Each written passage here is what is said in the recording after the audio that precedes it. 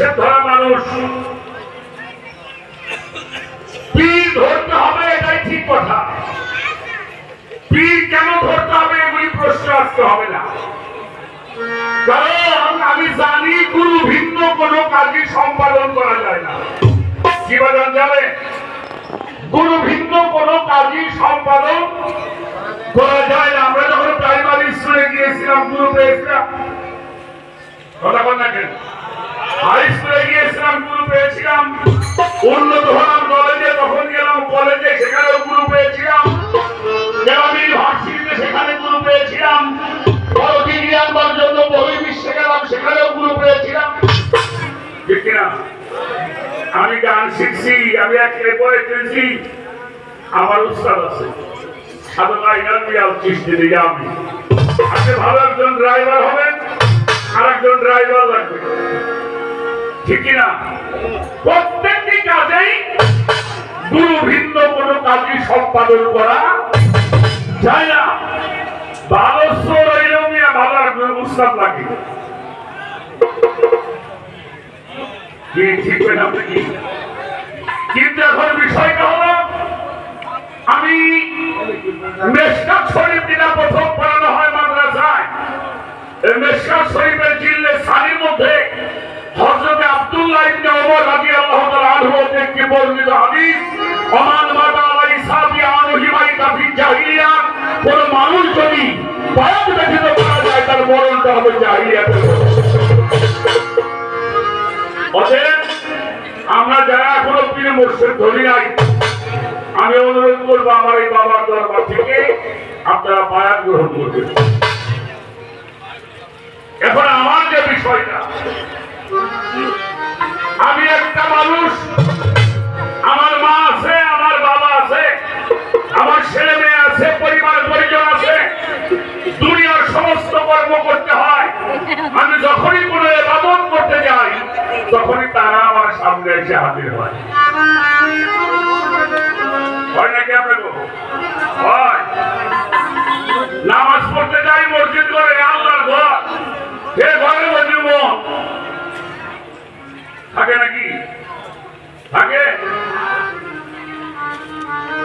আচ্ছা, আমি একটা কথা জিজ্ঞেস করে ভয় করে, সেখানে হিন্দু লোক আছে নাকি? হিন্দু লোক আছে? যে কি হাত তোলেন দেখি?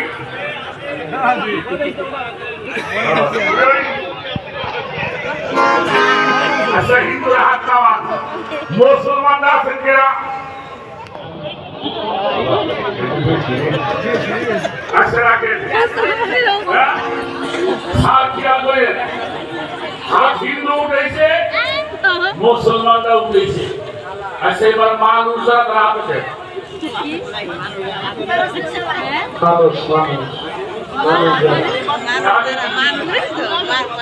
আমি দেখি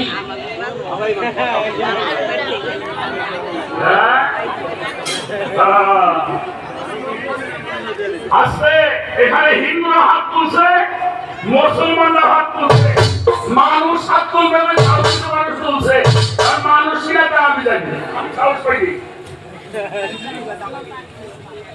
আমি তো মানুষ হইতে চাই, এটা কি আমাকে শিখিয়ে দিই।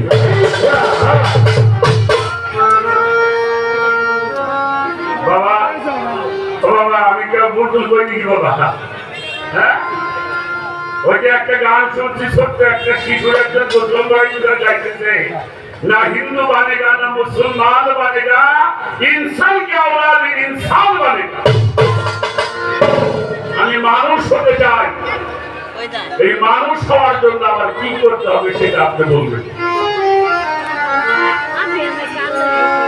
এবার একটি গান গাবো, এই গানটা শুনে আপনি আমাকে একটু বাস করে দিবেন। আমার হলো সাওয়া, আপনি বললো আর দয়ালের হইল ওনার যেখানটা ভালো লাগে উনি সেখান থেকে দিবে। তবে একটা কথা বলতে পারি, অন্য অন্য দিনের পালা গান আজকের পালা গান মনে একরকম হবে না, হবে ব্যতিক্রম হতে হবে। খারাপ হইলেও আবার দুইটা বেশি খারাপ হইলেও ভালো হইলেও একটা গান আগে রাখি, তারপরে দেখা যাক কি বলা যা। বাবা যাও।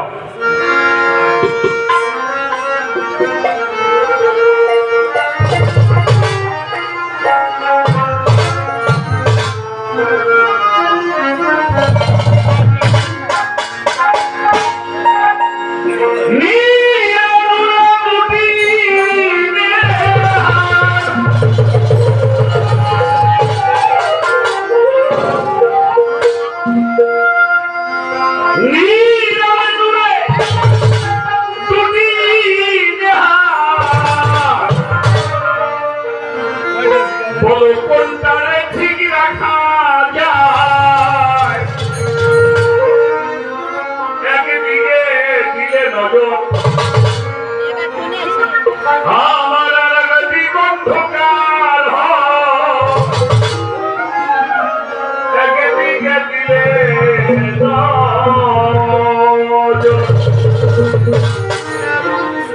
ছোট বাজা গানের ধরনটা বুঝছেন? একটা হলো নীল আর একটা হইল নূর।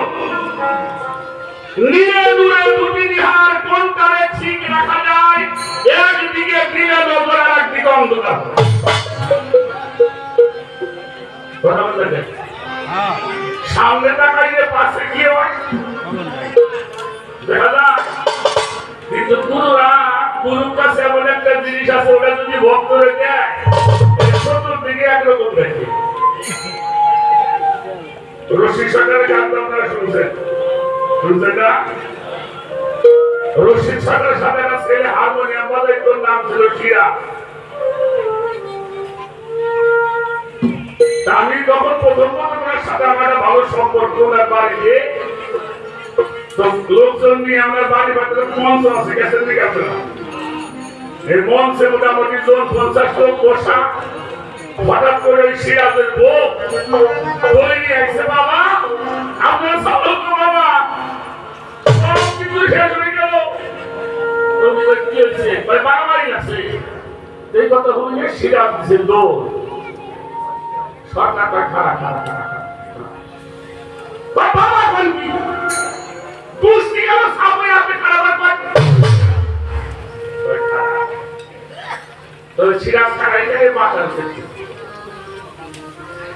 বলে, বাবা মাথা দিয়ে না, আমার বাতাস ভালো আছে, আমি গেলাম।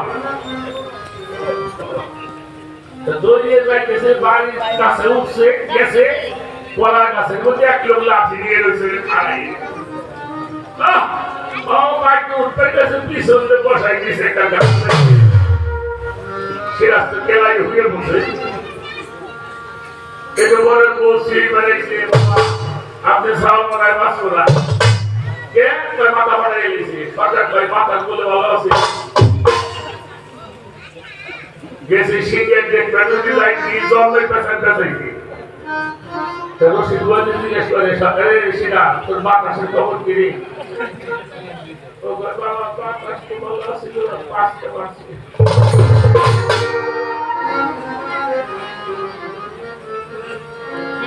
সিরাজের দশা কিন্তু আমার গানের মধ্যে